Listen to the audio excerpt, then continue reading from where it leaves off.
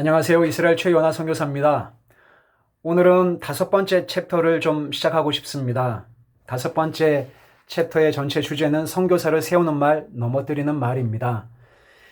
오늘은 그 첫 번째 시간으로 낯선 고향의 이방인이 되다라는 제목으로 선교사들이 머무는 그런 집, 숙소에 대한 이야기를 좀 해보고 싶습니다. 저희 가정은 현재 인천에서 머물고 있습니다. 많은 선교사님들이 한국을 방문할 때마다 겪는 현실적인 어려움은 바로 숙소 문제와 차량 문제입니다. 몇 년 전에 저희 가정이 한국을 방문했을 때 저희 두 아이와 아내를 데리고 한국에 머물 숙소를 찾기 위해서 이스라엘에서부터 알아보기 시작했는데 참 쉽지가 않았습니다. 여러 교회들이 있고 또 성교관, 안식관, 게스트룸 이렇게 있지만 참 쉽지가 않았습니다. 우여곡절 끝에 어느 교회의 원룸 숙소를 찾게 되었습니다. 파송교회가 있는 선교사님들은 보통 그 파송교회의 그 선교관에 한 2개월 정도 머물 수가 있습니다.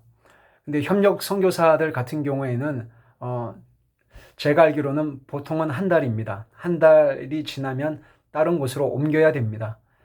저희 가정도 옮겨야 했었는데 마땅히 갈 곳이 없어서 교회에 사정을 말씀을 드리고 한 달을 더 있게 되었습니다.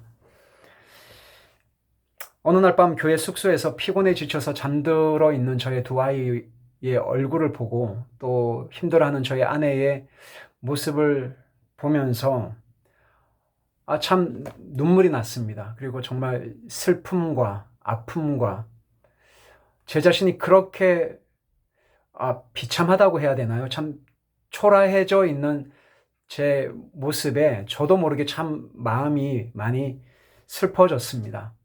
능력 없는 아빠인 것 같고 참 능력 없는 남편으로 이렇게 한국에 와서 4인 가족이 오갈 데가 없어서 이렇게 원룸 숙소에서 이렇게 있어야 하는가, 그리고 한 달 뒤에 또 딴 곳으로 가야 하는가라는 여러 가지 생각들로 참 밤잠을 이루기가 어려웠습니다.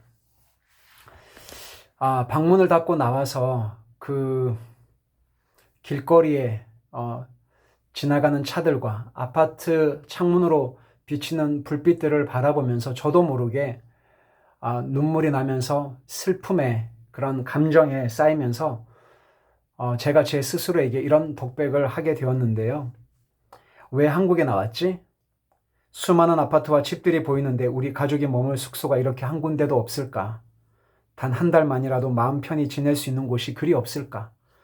그냥 이스라엘에 있어야 하는데 괜히 한국에 나왔다.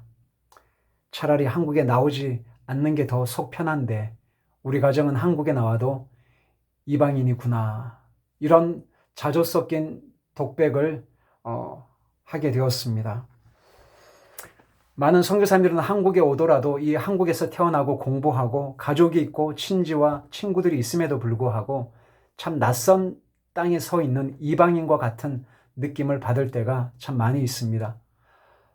저는 지금 인천에 잠시 있지만 한국에 있음에도 불구하고 참 낯설다, 낯선 고향에 온 이방인과 같은 느낌을 받습니다. 그래서 오늘은 우리가 어디서 자야 하는가?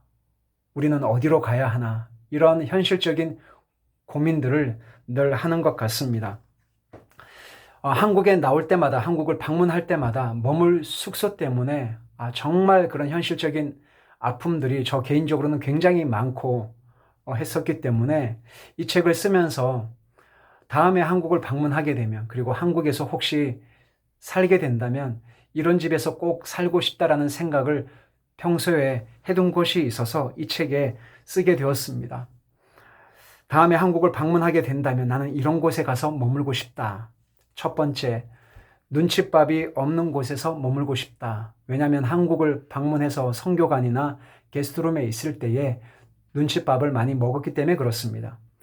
여러분들 아는 선교사님들이 혹시 선교관이나 게스트룸에 있으시다면 눈칫밥을 안 주셨으면 좋겠습니다.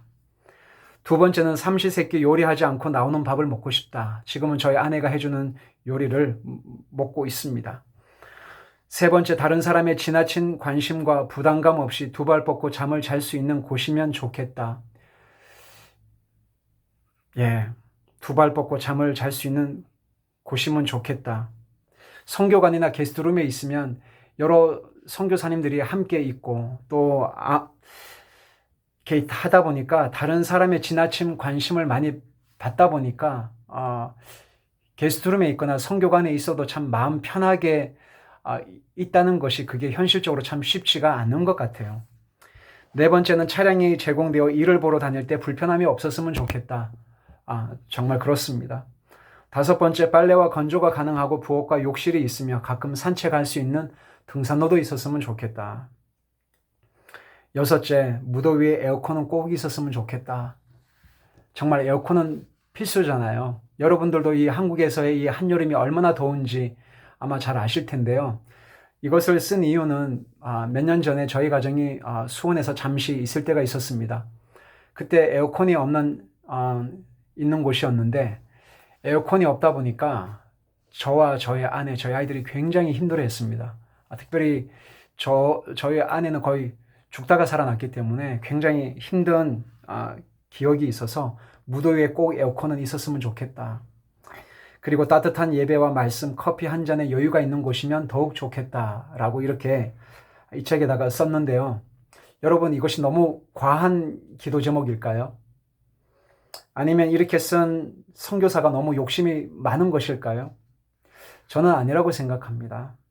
일상생활에서 오는 작은 행복감을 하나님이 허락하신 시간에, 허락하신 장소에 누린다는 건 하나님이 주신 귀한 선물이라고 저는 생각을 합니다.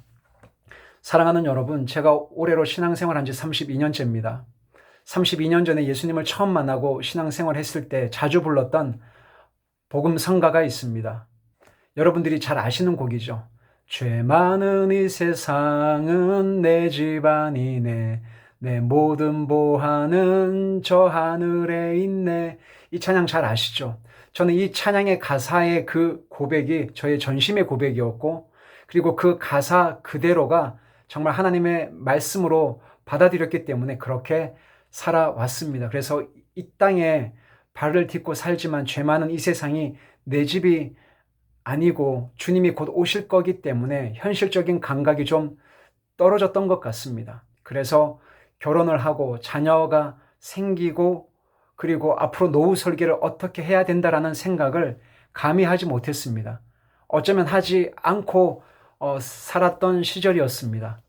그렇게 20대, 30대, 40대의 시간을 보냈던 것 같습니다.